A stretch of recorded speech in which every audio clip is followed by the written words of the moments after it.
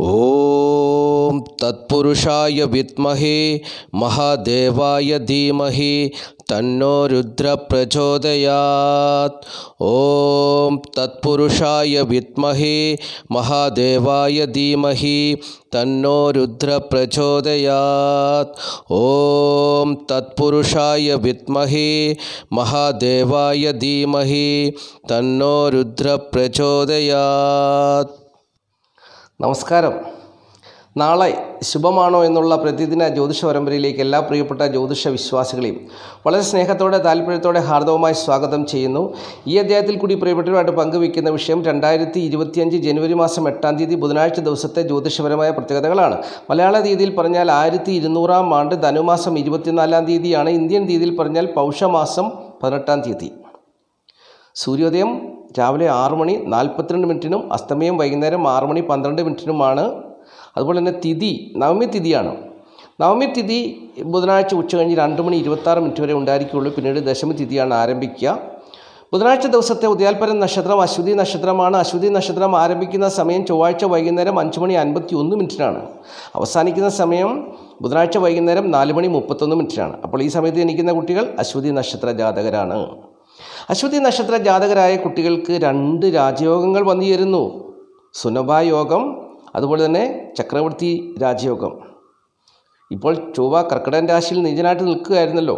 അപ്പോൾ പെട്ടെന്ന് ചന്ദ്രൻ ചൊവ്വയുടെ കേന്ദ്രഭാവത്തിലേക്ക്, ചൊവ്വ നിൽക്കുന്ന കർക്കിടകൻ രാശിയുടെ കേന്ദ്രഭാവത്തിലേക്ക് ചന്ദ്രൻ വന്നു. അപ്പോൾ ഈ ഗ്രഹങ്ങൾ പരസ്പരം ക്ഷേത്രം മാറി നിൽക്കുന്നു. അപ്പോൾ അങ്ങനെയൊക്കെയാണ് രാജയോഗം വന്നു ചേരുക. നീചഭംഗ രാജയോഗം അഥവാ ചക്രവർത്തി രാജയോഗം. അതുപോലെ തന്നെ ചന്ദ്രൻ നിൽക്കുന്നതിൻ്റെ 2-ാം ഭാവത്തിൽ വ്യാഴം നിൽക്കുന്നുണ്ട്, സുനഭ രാജയോഗം. പക്ഷെ ഒരു കുഴപ്പമുണ്ട്, ഈ രാജയോഗം പൂർണ്ണമായിട്ടും വന്നു ചേരത്തില്ല. ഒരു 30% കുറവ് വരും. എന്താണെന്നോ, ഈ ചന്ദ്രൻ മേടൻ രാശിയിലല്ലേ നിൽക്കുന്നത്. മേടൻ രാശിയിൽ നിൽക്കുന്ന ചന്ദ്രനെ ശനി ദൃഷ്ടി ചെയ്യുന്നു. ശത്രുഗ്രഹമാണ് ശനി. ശനി ചന്ദ്രനെ ദൃഷ്ടി ചെയ്യുകയാണ്. അപ്പോൾ ഒരു 30% കുറവ് വരും. രാജയോഗ തുല്യമായ ജീവിത സാഹചര്യത്തിൽ ഒരു 30% കുറവ് വരും.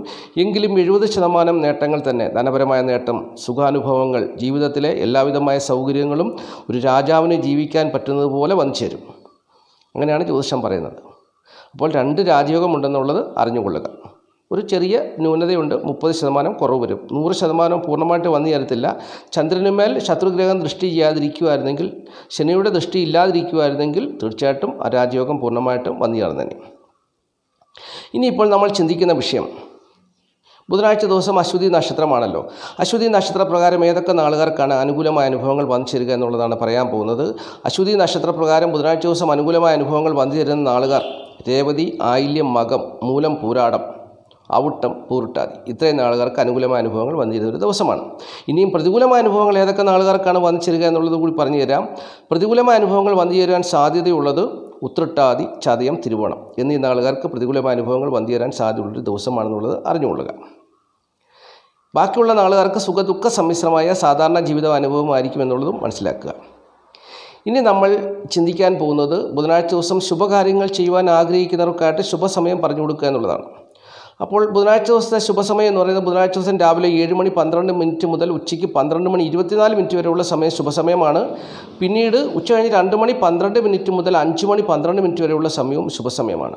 അപ്പോൾ ഈ സമയമൊക്കെ നോക്കി പ്രധാനപ്പെട്ടതായ കാര്യങ്ങളൊക്കെ ചെയ്യുക, ജീവിത വിജയം നേടുക. ജ്യോതിഷം ആഗ്രഹിക്കുന്നൊരു കാര്യം മനുഷ്യൻ്റെ ജീവിത വിജയമാണ്. അത് പ്രിയപ്പെട്ട ശുഭസമയമൊക്കെ നോക്കി ശുഭകാര്യങ്ങൾ ചെയ്ത് ജീവിത വിജയം നേടുക. ഒരു ജീവിതത്തിന്, മനുഷ്യജീവിതത്തിന് ഒരു ക്രമീകരണം വേണം, അടുക്കും ചിട്ടയും വേണം, എങ്കിലേ ജീവിത വിജയം ഉണ്ടാവുകയുള്ളൂ എന്ന് ജ്യോതിഷം പറയുന്നു. അതുകൊണ്ടാണ് ഈ ശുഭസമയമൊക്കെ വേർതിരിച്ച് പറഞ്ഞു തരുന്നത്. ഇനിയും നമ്മൾ ഈ അധ്യായത്തിൽ ചിന്തിക്കാൻ പോകുന്ന പതിവ് പോലെയുള്ളൊരു വിഷയം സംഖ്യാശാസ്ത്രമാണ്. സംഖ്യാശാസ്ത്രം പറയുന്നത് ഇംഗ്ലീഷ് മാസ തീയതി വെച്ച്. തീയതി എത്രയാണ്? 8 ഏതൊരു മാസത്തെയും 8, 17, 26 എന്നീ തീയതികളിൽ ജനിച്ചവരുടെ ജന്മസംഖ്യ 8 വരും. അപ്രകാരമുള്ളവർക്ക് പ്രതികൂലമായ ഒരു ദിവസമാണെന്നാണ് സംഖ്യാ ജ്യോതിഷം പറയുന്നത്. നിരാശപ്പെടേണ്ട. കടുനീല, കടുംപച്ച, കറുപ്പ് എന്നീ നിറങ്ങളുള്ള വസ്ത്രങ്ങൾ ധരിക്കുക. തീർച്ചയായിട്ടും അവരുടെ ജീവിതത്തിൽ അനുകൂലമായ അനുഭവങ്ങൾ വന്നു ചേരും. പിന്നെ പേരിൽ FP എന്നീ അക്ഷരങ്ങളുണ്ടെങ്കിൽ തീർച്ചയായിട്ടും ഉത്തമമായ ഫലങ്ങൾ അവരെ തേടി വരുമെന്നും സംഖ്യാ ജ്യോതിഷം പറയുന്നുണ്ട്. അപ്പോൾ സംഖ്യാ ജ്യോതിഷത്തിൽ വിശ്വാസമുള്ളവരുമുണ്ട്. അവർ ഇക്കാര്യങ്ങളൊക്കെ ഫോളോ ചെയ്യുക. അപ്പോൾ ആദ്യമായിട്ട് ഈ ചാനൽ കാണുന്ന പ്രിയപ്പെട്ടവർ ഈ ചാനൽ സബ്സ്ക്രൈബ് ചെയ്യുക, ലൈക്ക് ചെയ്യുക, ഷെയർ ചെയ്യുക, കമൻറ്റ് ചെയ്യുക. തുടർച്ചയായിട്ട് എല്ലാ ദിവസവും വീഡിയോ കാണുവാൻ ശ്രമിക്കുക. ജ്യോതിഷപരമായിട്ടുള്ള അറിവുകളാണ് നിത്യവും ഈ വീഡിയോയിൽ കൂടി പ്രിയപ്പെട്ടവരായിട്ട് പങ്കുവയ്ക്കുന്നത്. അതുകൊണ്ട് പ്രിയപ്പെട്ടവർ വളരെ സ്നേഹത്തോടും താല്പര്യത്തോടും കൂടി ഈ ചാനലൊന്ന് സബ്സ്ക്രൈബ് ചെയ്യുക.